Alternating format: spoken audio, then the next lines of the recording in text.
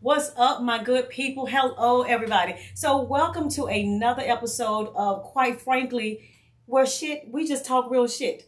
I am your host, Sheila, with my special co host today, Miss Stephanie Rochelle.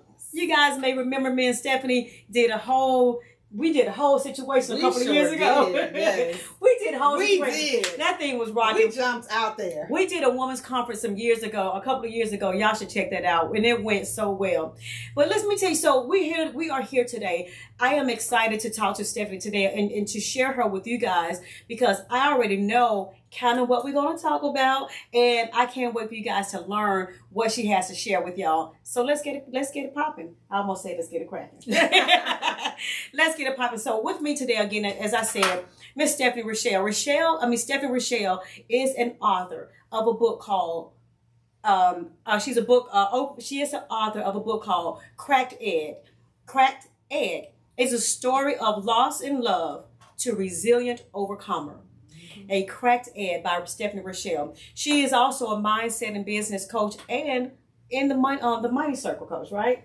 So we got a lot to talk about, a lot to dive into. I cannot wait for you guys again to hear all the knowledge that she got to pour into y'all. So we are going to get started. Welcome again, my girl. Glad to have you here.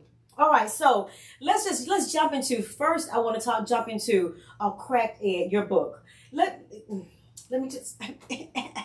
I'm just saying, and we'll let you guys see it a little bit more later. But let's talk about a Cracked Egg. Tell us about your book. Okay, guys. Most people that are authors know what they're supposed to do. I knew for years I was supposed to write this book, tell my story. Mm-hmm. But I talked myself out of it because I was like, who wants to read a story about this? Who wants to read a story about that? Okay. As soon as I wrote my book, I had my first speaking gig, and literally the audience was full of my entire story. Wow. I'm like, nobody but God can do that. Okay. But that was for me. That was to prove to me you're exactly where you're supposed to be. Okay. You mean maybe writing the book was to prove to yourself No, right, like I wrote and I say this and people always laugh, but I literally wrote the book because you keep getting that urge, that nudge, yes, that you need to do it. So I wrote the book, finished the book. I felt like this was the book. I mean, I ain't just saying that because it's me. Like I really felt like, because I knew what God did, He would wake me up in the middle of the night and I would write this book. I was writing the book all day on Saturday. He was just like, it was just coming out of me. What is the story comes from in your book? The story is a story of my life, but it really is a story. I know, right? It really is a story to show people no matter what, you got to get to the other side. Okay. And I say this all the time, everything after fear, right? Like once you get past the fear, right, that's the life that you want. And the fear stops us. I agree with that. And I just had to push through it. I mean, I have been through some serious stuff, and I don't want to tell you the whole book, but I did lose my child. Well, I married my high school sweetheart. We had our first son. Okay. And we lost him to cancer. Oh. So this was years ago. Well, none of my friends had lost a child. Do you want to reveal his age? How old was he? He was 4. Okay. He was 4. Okay. And he had a brain tumor. So none of my friends had lost a child, right? So normally you're looking for somebody tell me something. Absolutely. Some type of support. Yeah, but I mean they supported me, of course. But somebody has gone through it. And there was nobody. And there was nobody. And so now the book is not out yet. This is just me going through my life, right? Okay. So I'm just telling y'all my story. And everybody that reads this book, they was like, oh my God, I sat through that whole experience because I wanted everybody to just be there with me and then see me on the other side. So it doesn't matter. You don't have to have lost a child. But if you did, of course, this book can help you. Okay. But it's about the strategy of how I got on the other side. It's smart. Yeah, because I could have laid there. Mm-hmm. I could have laid there easily, right? Yeah. I could have gave up. I could, but for me, I just always looked at, okay, let's back up. So first of all, my career, computer programmer, solve problems all day. Okay. Right?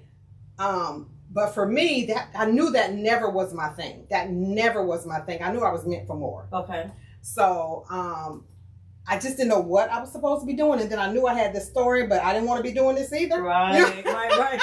No one is called to do that kind of story. You don't want to be. And so I finally, I told my husband, I'm supposed to write this book and I know it.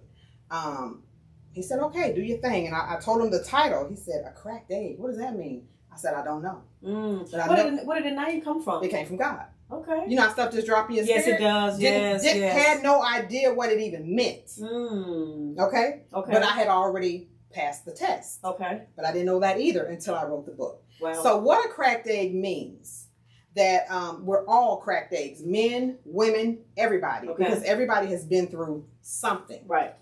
But you're all a cracked egg until you rebuild your life from the inside out. And when I say rebuild your life from the inside out, you have got to go attack that thing, whatever you've been through, so that you can get on the other side and emerge new. So a cracked egg is someone who has gone through something. And so your egg was once full and hard and together when you were a child. Come when on, you were somebody. born. Yes. And then as you continue to matriculate through life, Get these little cracks. you get cracked and cracked and cracked, and then all of a sudden you're Trauma. cracked. Okay. Toxic relationships. After everything. Loss. Okay. You know what I mean? I got you. Mother issues. Okay. Daddy issues. Okay. Okay. All of these things. Oh, there's so many issues all over the child. Abandonment. Okay. Rejection. Cracked egg. Okay. I like it. Okay. And everybody deals with that. And some people don't deal with that, right? Right. Some people around here going to work every day and then all of a sudden they snap. You don't even know that was their life, right? We got to deal with these things. And, you know, I think we just were not taught to deal. We were not taught to share our emotions. We were not taught to have these conversations. I'll give you a good example. I often say, because I do relationship coaching too, and I often say the worst advice that I think whoever may have said it the very first time meant well, but it was probably the worst advice that someone can give someone. And that is, what happens in this house stays in this house. Yeah. Because it teaches people not to seek help. Yeah. And when you don't seek help, it festers inside of you. And then all these people end up on Snap, or they end up doing all these things. So I completely understand that. They were speaking truth. They were speaking from what they knew. Because it's what they saw. And I coach so many women. It's what they saw, right? And they just have not moved past what they saw. Right. So even when we raise our kids, right? Initially, when we begin to raise our children, we raise them. We always say we're not going to be like our moms. We're not going to be like our dads. We're going to do things different. All of these things. And then they get to acting crazy. The next thing you know, you sounding exactly like your mom. Right. You like, wait a minute. I know who I'm sounding like. Yes, that sounds so just you like begin that. to understand, it doesn't make it all right, so we try to make it a little better on the tail end because we have learned from that, because when we realize we're sounding like them and we didn't like it, right? But we still have to ensure that we do discipline our children. Right. Because brats don't turn out to be anything either, right? Right. So, yeah. Let me ask you, so in your book, do you give ways or direction on how to begin to rebuild your egg? Absolutely. Rebuild your life is what I call it. Yes. Okay. Yes, I do. Yes, All I right. do. And I also coach on that as well. Because sometimes, people need accountability. Books are great, but that's what coaches are for, accountability. Absolutely. Like, you're coming to me because I'm the solution to get the result. Right. I got the result. But here's the thing. I can give you the whole formula. Right.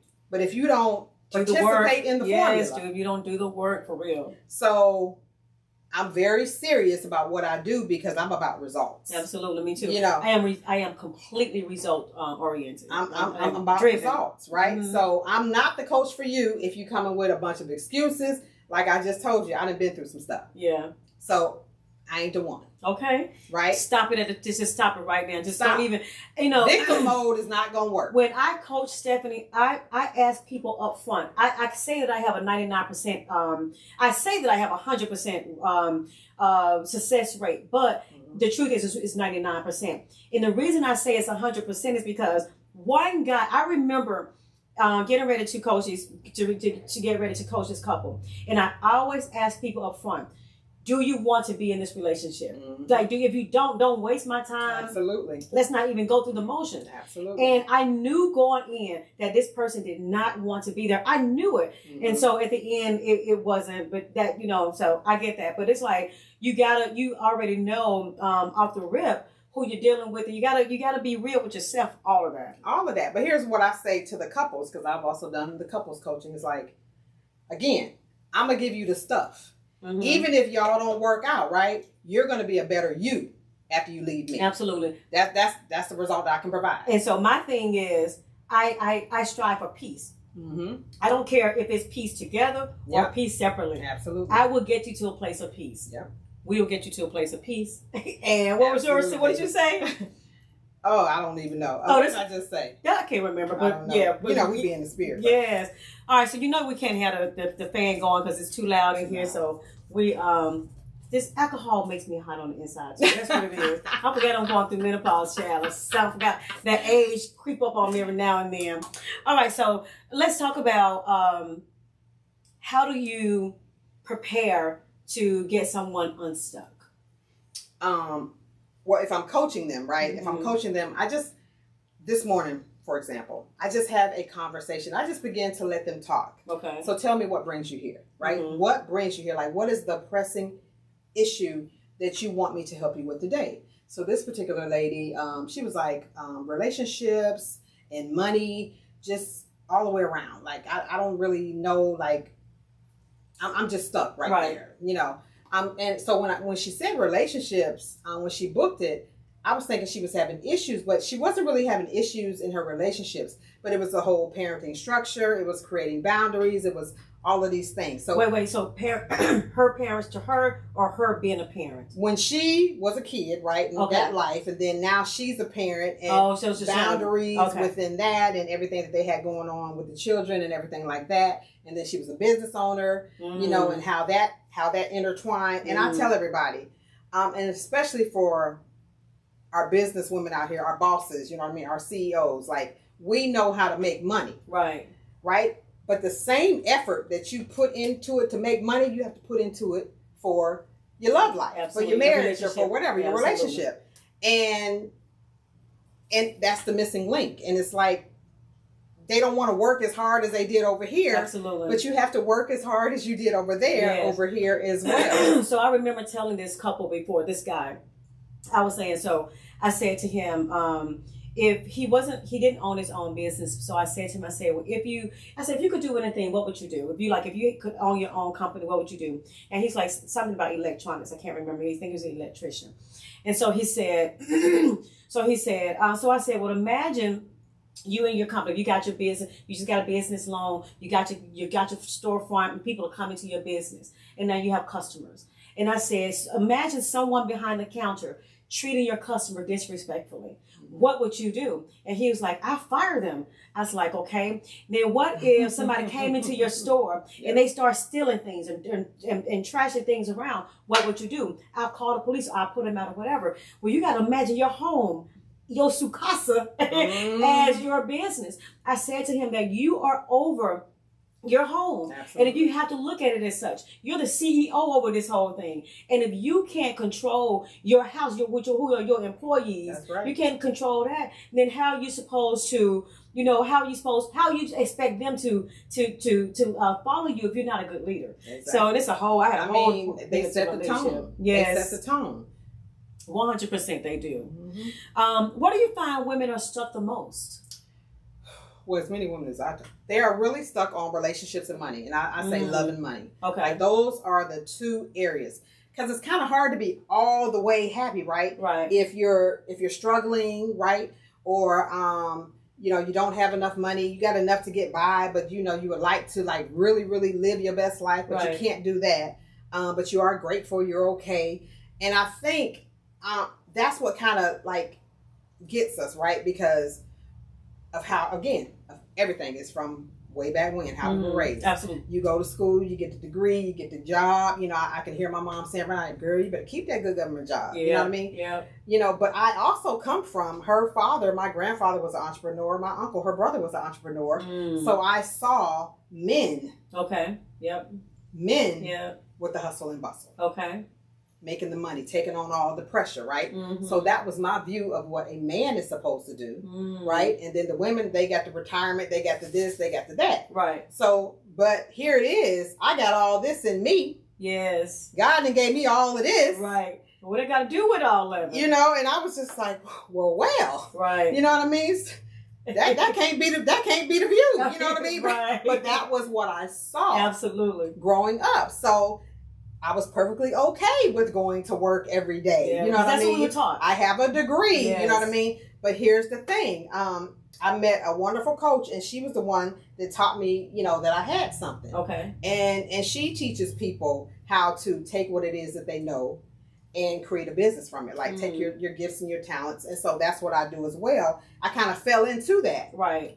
Because I found like when I was coaching women on relationships, then they also would ask me questions on money. And so, I felt God tell me, okay, Steph, you're going to coach on love and money. Do you think that women struggle with one or the other, or are they usually hand in hand? Because it seems to me that most times when people have taken time and sacrificed going out and doing certain things and not having kids and going to college and doing all these things, and they've sacrificed all of that and they've made this rich life financially, but then they may lack somewhere else, and that may be the relationship, or even knowing how to build a relationship because they dumped so much into one other pool. No, well, for me, example, so I married my high school sweetheart. Oh, okay. So we both had degrees, you know what I mean? Both had jobs, both made money, both had that hustle in us. I kind of held mine back some, right? Because I just told you about the view that I had. Right. So I kind of not dumbed it down, but just kind of like played with it a little bit. I did a lot of MLM back in the day, but everything that I've ever done was to be who I am today. Absolutely. Because I tell women all the time, like, I did not just wake up, like, I've always had confidence. Like, I always knew what I could bring, to the table as far as, like, my smarts and everything. But it was something about this book thrusting me on stage. That was not my life.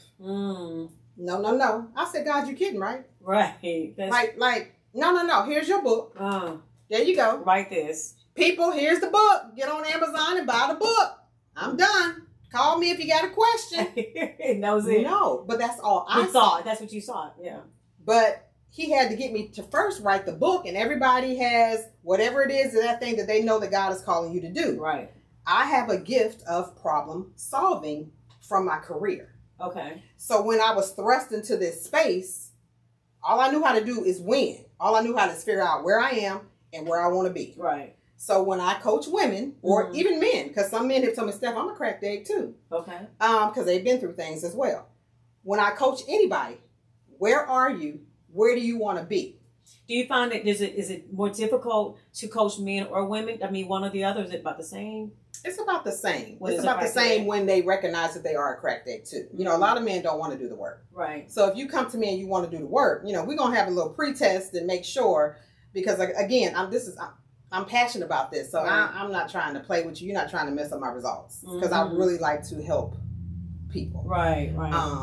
But a lot of men, they get it from the book, because men have things too. Everybody goes through stuff. It's true. They deal with it differently. So it may be better for them to sit in the corner, read the book, and be like, okay, Steph, I hear you. You know what I mean?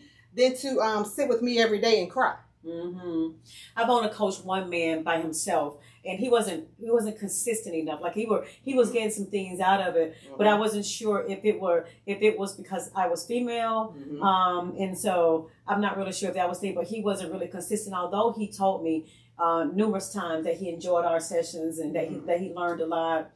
I think men would more so come for the money.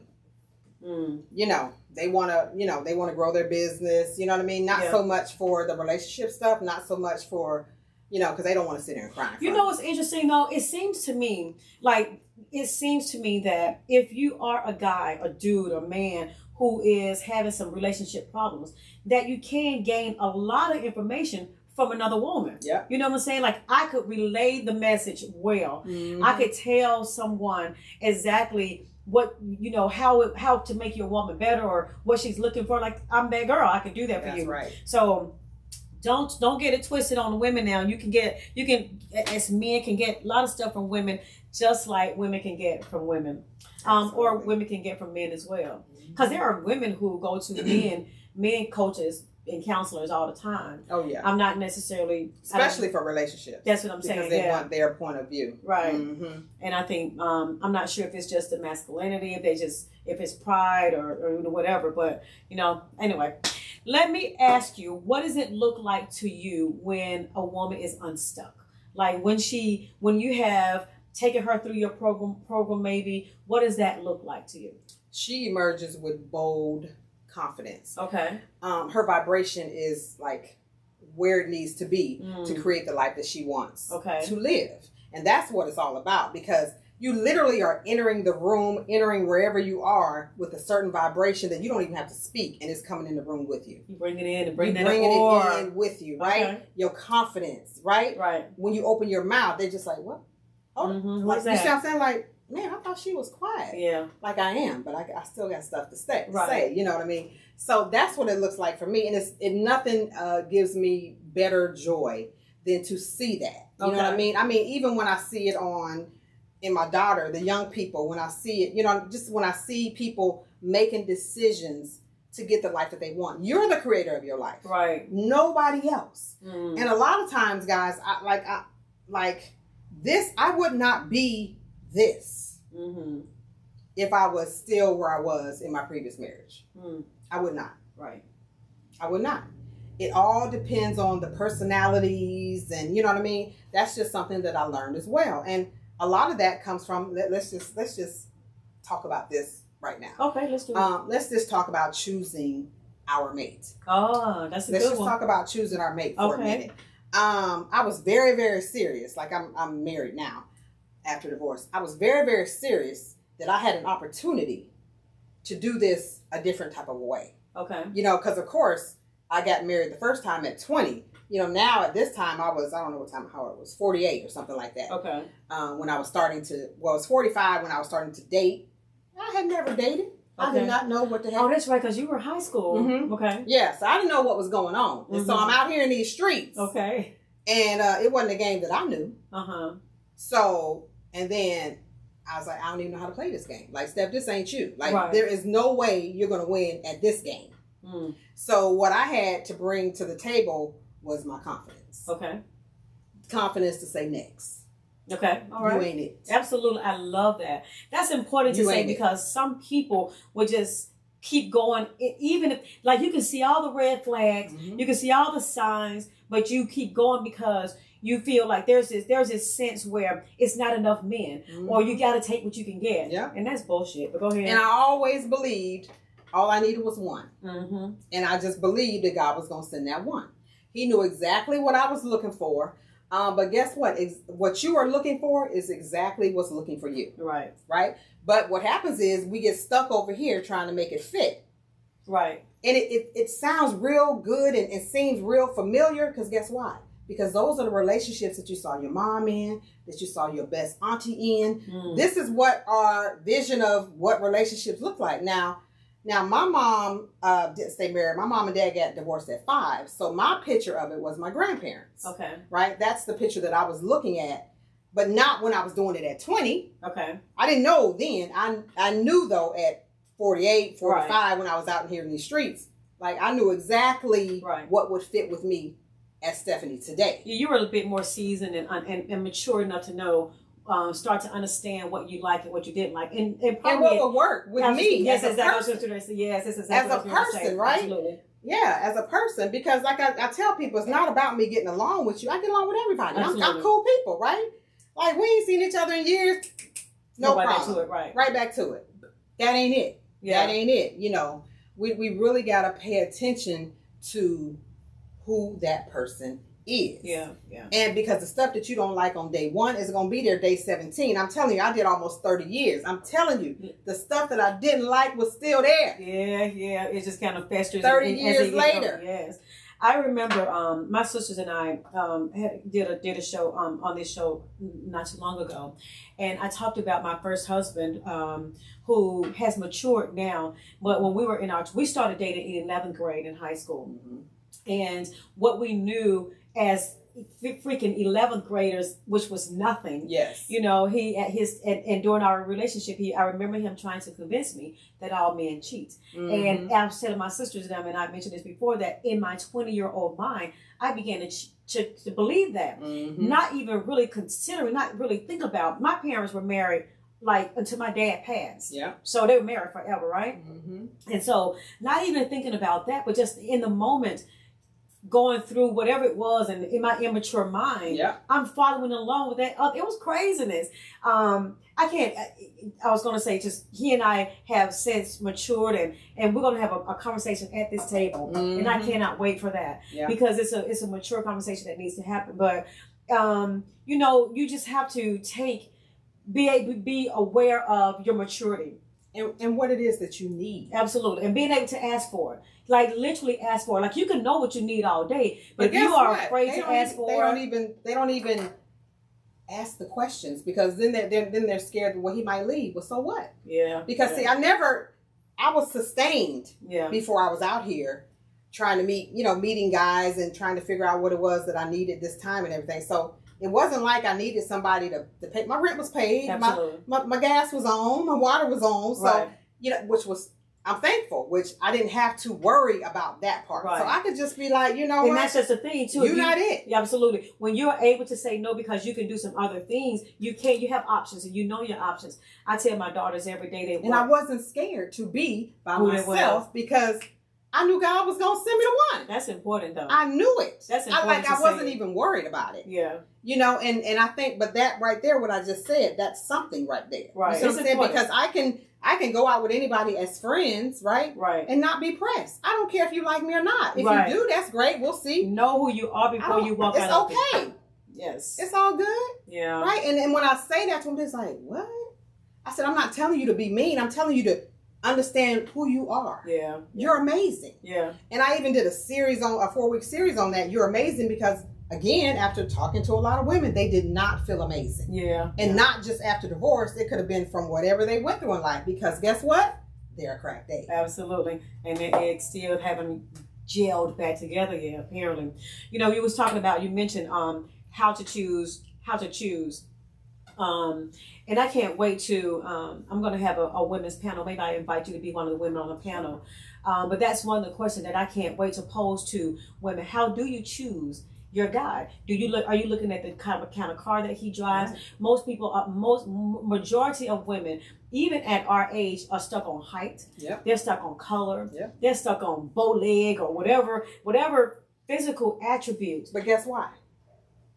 Because they have never experienced real love. Yeah. Because that's exactly where I was going with that. Because if you so stuck on physical that you can't get past that, you could be missing out on a jewel. You know, and it's so unfortunate. Every day.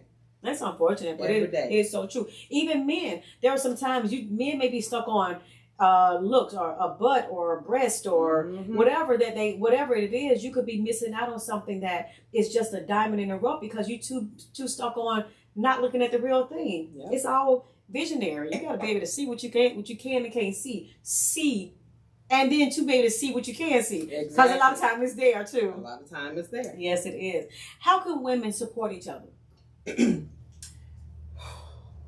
We can listen more, you know what I mean? Because like a lot of times, I know for me, it was a lot going on that I didn't know about in my first marriage, and like nobody said nothing.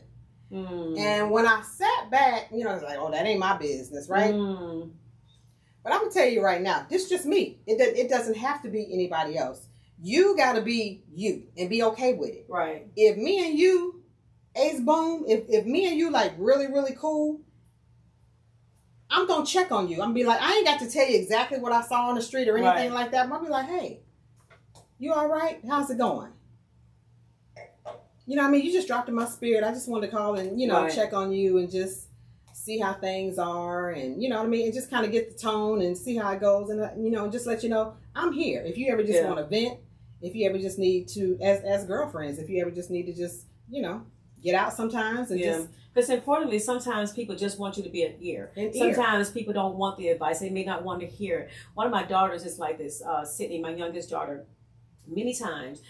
She doesn't say it, but I've learned her enough to know that sometimes she doesn't want the advice. She just want me to listen. Yeah. And then she's like, I don't want to lecture. And I'm like, okay, all right, okay. Yeah. I think all of us that have daughters have been through that. Yeah. You know. And I'm like, I get it. It's hard to hear. It's hard to be quiet because I got so many lessons all up and through here. Exactly. But if you want me to listen, I'll just be an ear today. So I think supporting women I think making a phone call is important, just like you said, and really listening to the answer. You know, don't just make the phone call, and just because you heard somebody say make the phone call, you have to actually be engaged in the conversation. Absolutely. And feel empathy about what it is that they're going through, if anything at all, you know. But I had to learn, right? Okay, Steph. So I didn't get upset with anybody, people that I thought were good friends of mine. That's just the stance that they took, right? That's just the stance that they took. Nobody has to do it the way that I would do it. Right. I'm just going to say what I'm going to do for the people around me, for the people that I care about. I'm always going to be there. All right. Period. So when you were going through your thing with your son, and if your best girlfriend or someone, let's not say your best girlfriend, because we know her invitation is always open, yours to her. But let's just say if it was someone who, maybe not your best, maybe your second or third best friend, who was going to call you and say, Steph, I'm just calling to check on you.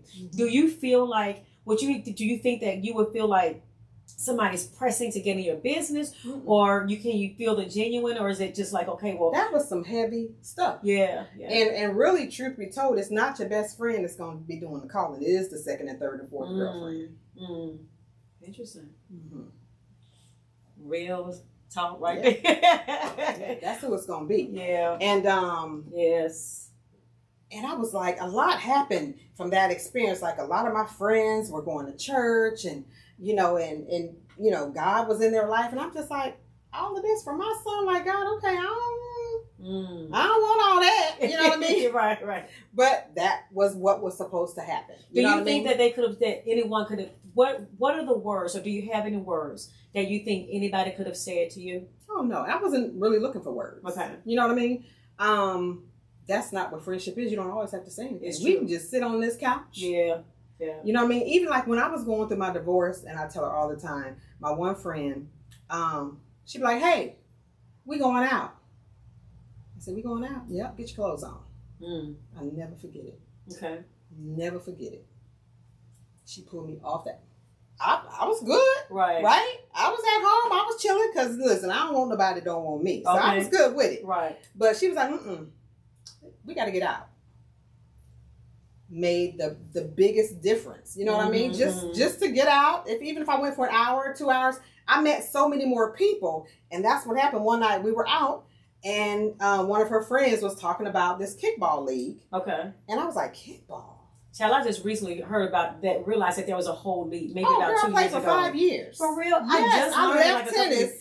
How you gonna give up on tennis? I didn't give up tennis. You just stopped I just moved over here because I needed a new circle. See, the tennis circle was my ex and all the peoples. So I just wanted a brand new circle. Right? Okay. So I played kickball, didn't care. It was men out there, women out there. I was not out there to meet anybody. I was out there to take your mind enjoy. Off Not even take my. I was done. I was good with everything. It was just to create a new beginning.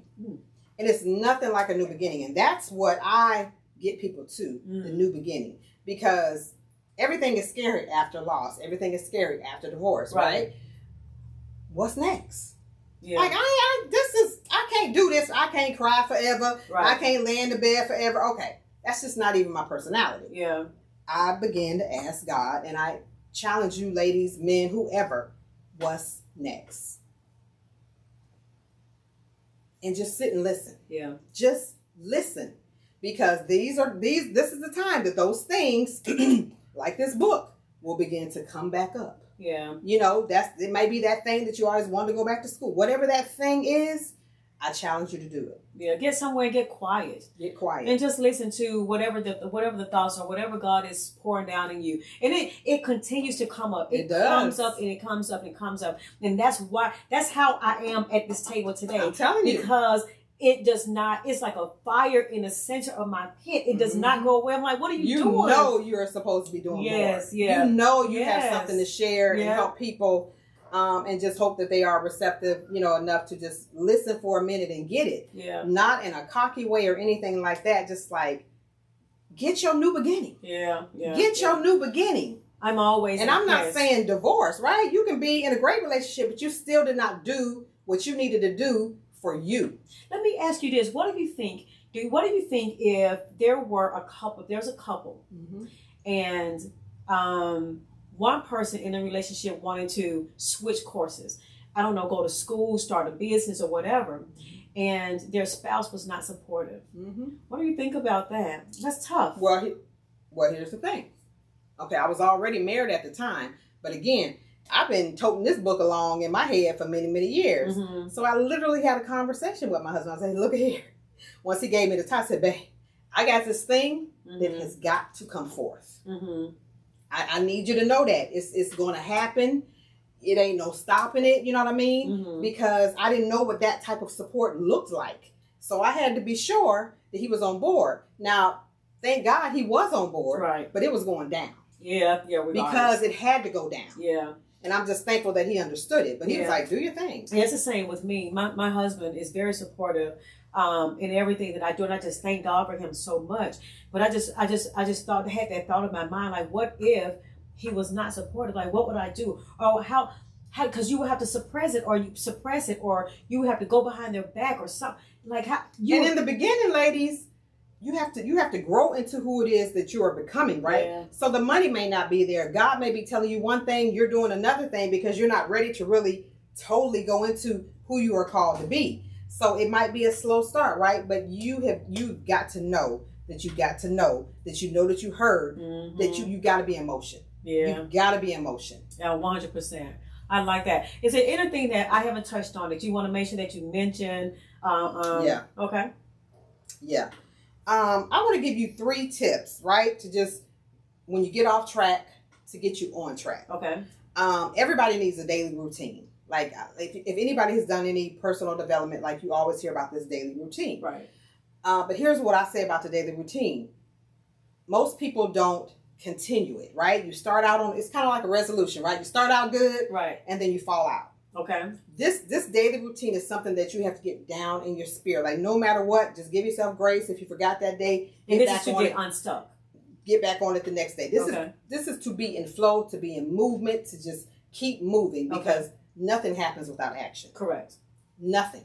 So whatever it is, go back to school, start the business, whatever it is that you're going after. You know, one lady I was talking about, she was a singer. Whatever it is that you want to do, right? You've got to get in the right mindset to pull it off, because you may know that that's what you're supposed to do, but your mindset may not be where it needs to be to walk in that thing. Or like the first time that something happens and it doesn't go your way, right? You retract, right? Right. No matter what, you've got to keep with the daily routine. I agree with that. Yeah. So tip number 1, start each day with gratitude.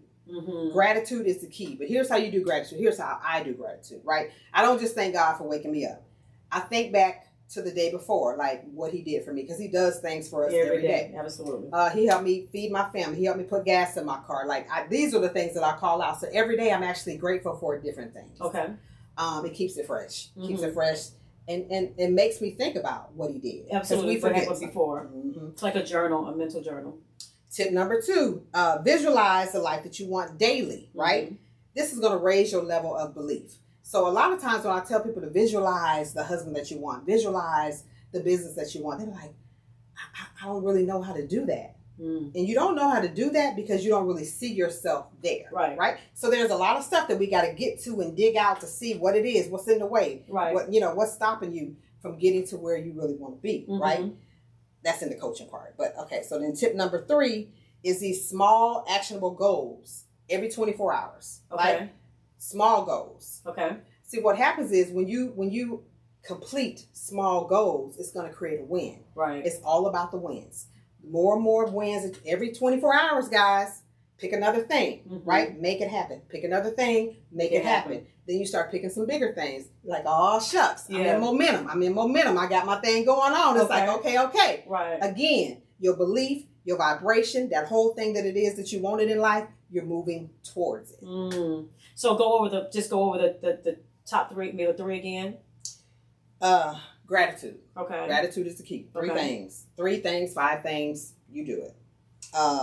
Visualize the life that you want. Okay. Like, literally how I do it before my feet hit the floor. Because, like, sometimes we get in movement, then we forget, right? That's okay. Give yourself grace. Do it at noon. Yeah. Do it before you go to bed. But just lay there like, okay, Steph, what's next? Again, I always say, God, what's next? Right. Be still, right? Like, just have this 68 seconds. Have this picture in your mind, like, Yeah, that would be good. Okay, so how many times I need to do that and what I need to do? Right. Just all of that. Just like play it. Then you really want to pay attention, right? To like, what are the things that's popping up? What are the thoughts that's popping up that does not serve the future? The negativity, the fear, right?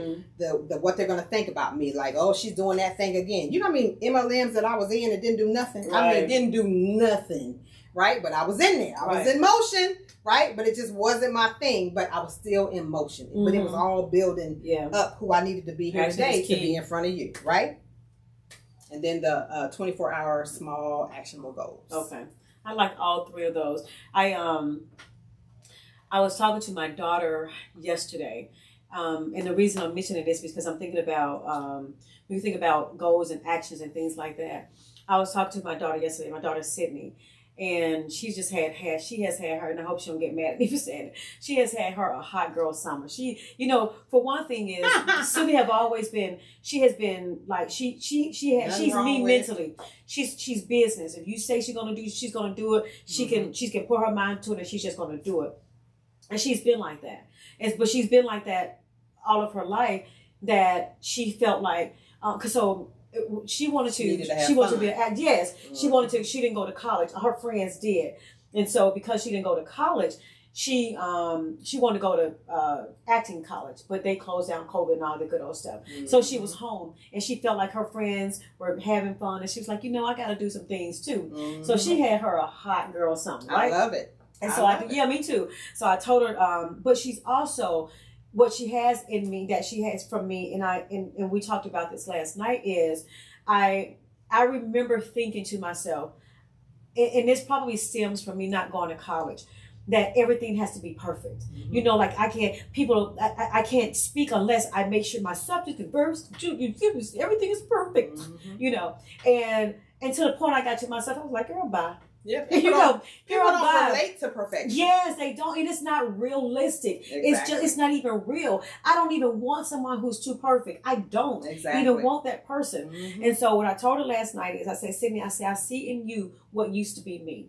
And I said to her, I said, you're trying to make everything perfect, and I can swear to God to you, it's never going to happen. Yeah. So what I need you to do, and I made her take her phone out, and I said, record this message, because I need you to be able to look back on this message. Amen. Yes. And so what I said to her, I said, you're standing in a road, you're standing in a spot. You have a road to the right with you, all brick. And you have a road with you. And I said, and you as a child, you've always wanted a brick house. And everything you just know it was just a brick house, because you can see it in your mind. But you don't have any nails, you don't have any plywood, you don't have any paint, you don't have nothing but brick.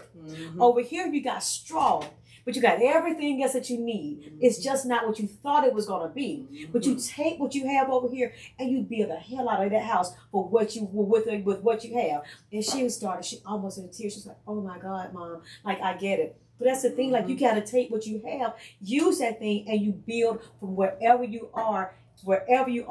And so absolutely, that was I got one more thing that I did want to say. Okay.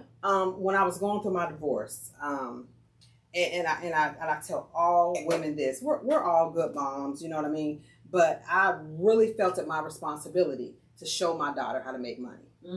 Like, I was like, I don't know what your daddy doing. I don't know. Watch your mama, because I'm about to kick in gear. Okay. So I'm a realtor as well. I'm your trusted realtor. You may hear me say that on Facebook, but